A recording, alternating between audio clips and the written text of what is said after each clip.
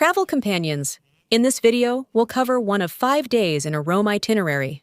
Let's begin. Day 5 in Rome. Today, we will tour 3 must-see places in this city, 3 of the most well-known, and we'll finish with 2 that are not so frequently visited. We'll start the walk along Via del Corso.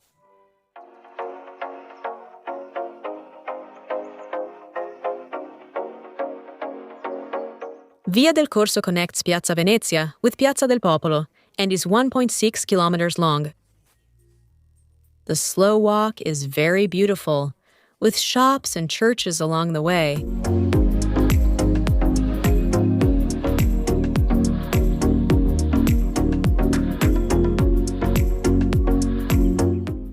We continue walking and arrive at the famous Piazza del Popolo.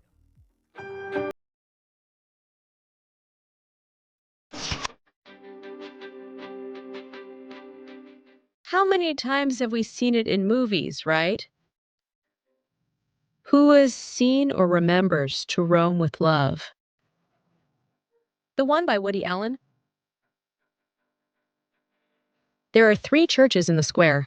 The oldest, the Basilica of Santa Maria del Popolo, is next to the homonymous gate. We also found the church under renovation, but next year everything will be perfect in Rome so that you can enjoy it. For those of you who are planning your trip for next year or the year after.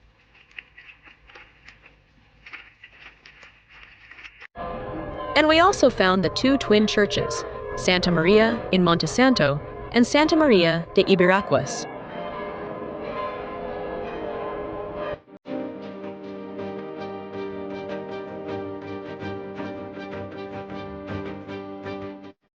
This square, with its fountain, is definitely a must-see to enjoy and observe. Both here and in many places in Rome, we find examples of Botero's works.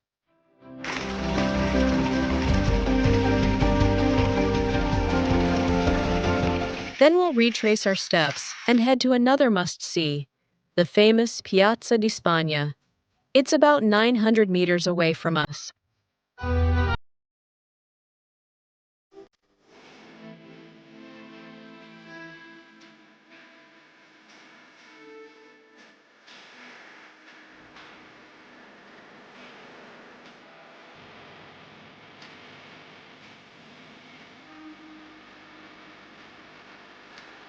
In the square, the Baroque fountain of the boat stands out, as well as the famous staircase that leads up to the Church of Trinità dei Monti. 135 steps that we climb to enjoy the views from up there.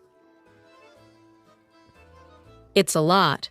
The time you'll spend both below, in the square, and then when you go up the stairs, the views are wonderful. But let's continue with the walk, and we're going not too far to visit Santa Maria della Concezione dei Cappuccini, a place where we find the Capuchin Crypt, an ossuary.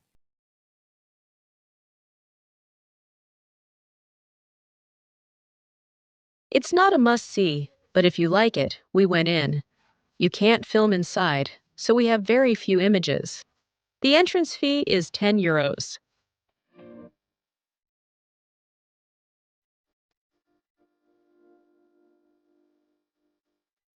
We stopped by the Triton Fountain first, and we arrived at the Moses Fountain.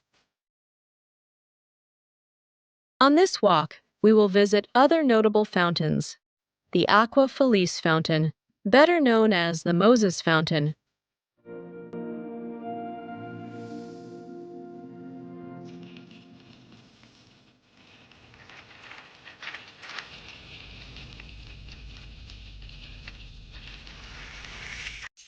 Before going to the other must-see, Santa Maria Maggiore, we take a little detour to the 4 fountains.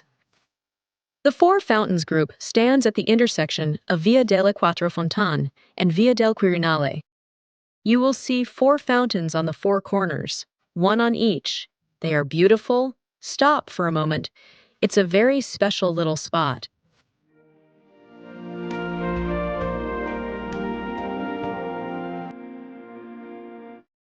We've finally arrived at Santa Maria Maggiore. The Papal Basilica of Santa Maria Maggiore, also known as the Basilica of Santa Maria della Neve, is one of the 4 major basilicas in Rome. The interior is truly wonderful.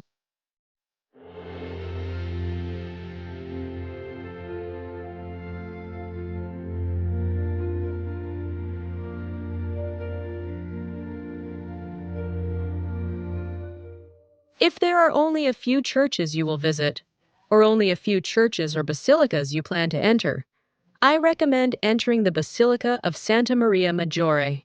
It is truly dazzling.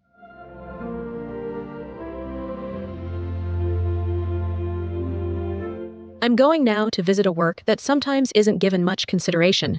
Yes, the work itself, but not the visit to this church to see it. We're talking about seeing Michelangelo's Moses.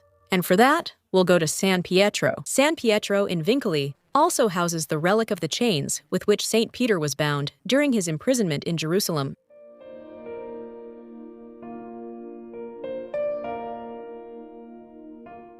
I know that sometimes visiting these churches is a bit off the routes we're taking, but going to San Pietro in Vincoli is recommended, as I was saying, so you can see the Moses. Now, we'll add the 2 visits I mentioned earlier, so you can include them in your itinerary or replace places you're less interested in. The first ones are the Catacombs of Callixtus.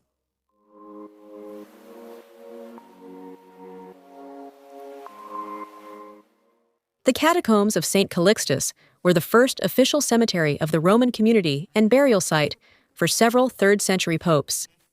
Covering an area of 15 hectares divided into 5 different levels, only the 2nd level can be visited. The tickets reservations on the official website are guided in Spanish, with a set schedule, and the price is €10.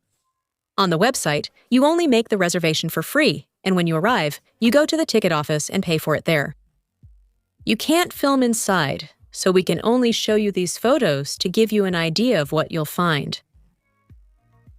But for years, they dug and dug out this whole system of tombs to create this cemetery, which, as I mentioned, is on 5 levels. It's really impressive. They're far away, but you can go by bus. It's about 6 kilometers, but there's a bus that drops you off at the place. And finally, we'll finish with the not-so-visited ones, and we loved doing them, the Baths of Caracalla.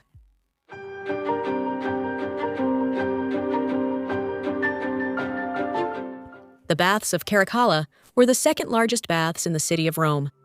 The complex was built from 212 to 217. The entrance fee is €13, and you can also book them on the Italian Museum's website. I think it can also be very interesting to take a guided tour here, because otherwise you just walk around and, you read the signs. You try to get a sense of what the place was like back when it was in use. But it's very hard to get the idea without a guide giving you information.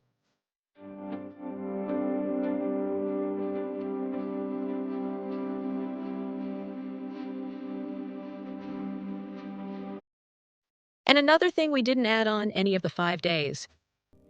Remember that I have several things, because we were there for a total of 6 days. But we also lose a lot of time filming, right? So, is that why I organize it for you, like this?